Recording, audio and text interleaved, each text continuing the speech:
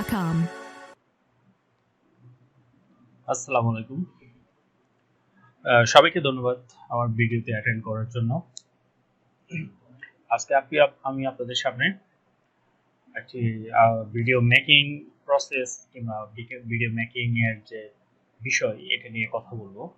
আমি আজকে আপনাদেরকে কোনো ভিডিও মেক করে দেখাবো না কিংবা ভিডিও মেকের কোনো প্রসেস নিয়ে আলোচনা করব না।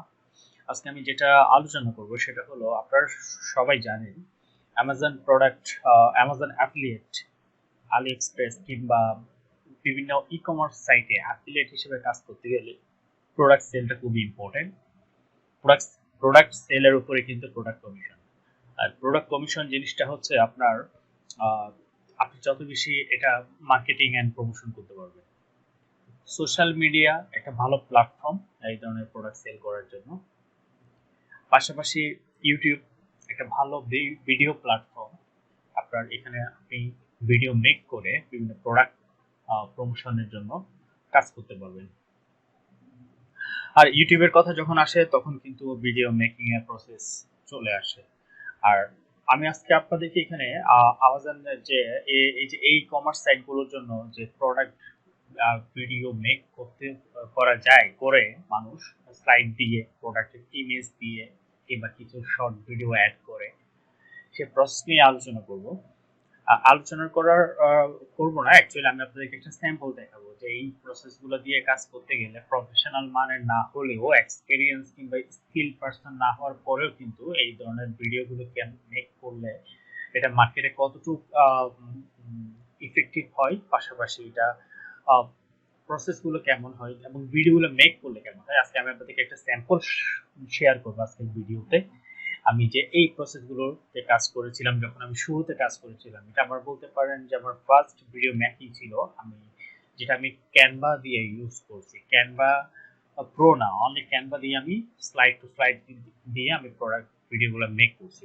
আজকে আপনারা দেখবেন ভিডিওটি স্যাম্পল হিসেবে আমি রেখেছি। এটা আপনারা দেখার পর আপনার যদি মনে হয় যে এটা ভালো লাগছে কিংবা ভালো হয়েছে, তাহলে আপনারা কমেন্ট করবেন। আমি তারপর একটা দিন একটা ভিডিওতে আপনি ফার্স্ট ও লাস্ট ভিডিও প্রসেসগুলো নিয়ে একটা ভিডিও মেক করব, এবং এটা আর ডিপেন্ড করছে আপনাদের এই ভিডিওটা কেমন লাগে, ভালো লাগছে কিনা সেটার উপর ডিপেন্ড করে।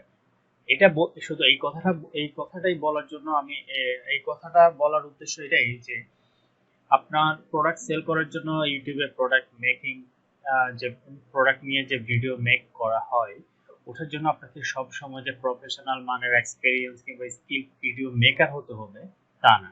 আপনার জিরো লেভেলের এক্সপেরিয়েন্স এবং বেসিকটা দিয়েও কিন্তু আপনি ভিডিও মেক করতে পারবেন, যেমন আমি করেছি। সো কথা না বাড়িয়ে আমি ভিডিওতে চলে যাচ্ছি। আমি পুরো ভিডিওটি আপনাদের সামনে দেখাবো না, আমি ফার্স্ট এবং মাঝখানে লাস্টের কিছু অংশ দেখাবো। পুরোটা দেখালে যদি কপিরাইটের মধ্যে পড়ে যায়, কারণ এই ভিডিওগুলো কিন্তু আমার চ্যানেলে পাবলিশ করা আছে, অন্য একটা চ্যানেলে। ঠিক আছে, দেন আমি ফাইলটা ওপেন করি। ফাইলটা ওপেন করার পর আমি যেটা দেখব, একটা থাম্বনেল কিন্তু অবশ্যই লাগবে। থাম্বনেল কিন্তু একটা ভালো ভিডিও অপটিমাইজেশনের মধ্যেই পড়ে। সো আমি প্রোডাক্টের জন্য এই থাম্বনেলটা ছিল। আর হচ্ছে থাম্বনেল তৈরি করার পর আমি যে ভিডিওটা আপনাদের দেখাচ্ছি।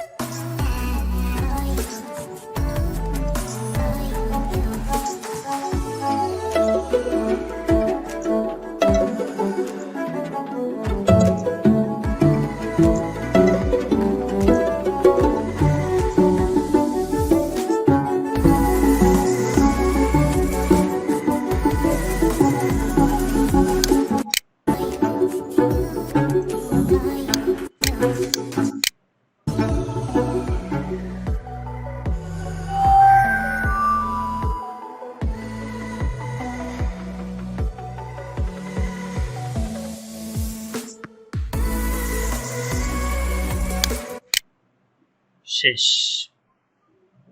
কেমন লেগেছে ভিডিওটি? তেমন কিছু না, এই ধরনের একটা ভিডিও মেক করতে 5 থেকে 10, 15, 20 মিনিট সর্বোচ্চ লাগতে পারে। প্রোডাক্ট সোর্সিং করার জন্য হয়তো একটু টাইম লাগতে পারে, কিন্তু ভিডিও মেক করার জন্য এর চেয়ে বেশি লাগবে না।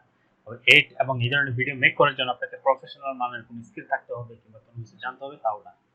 সো এই টোটাল বিষয়টা বোঝানোর জন্যই আমি আজকে ভিডিওটা করেছি। আপনাদের যদি ভিডিও ভালো লেগে থাকে কমেন্ট বক্সে জানাবেন, তাইলে আমি এই video process first to last আমি একটা ভিডিওতে নিয়ে আসবো। হয়তো এটা আমার প্লেলিস্ট আপনারা হয়তো দেখতেও পাবেন খুব খুব শীঘ্রই। ততক্ষণ পর্যন্ত ভালো থাকেন এবং সুস্থ থাকেন, দোয়া করবেন আমার জন্য। আসসালামু আলাইকুম।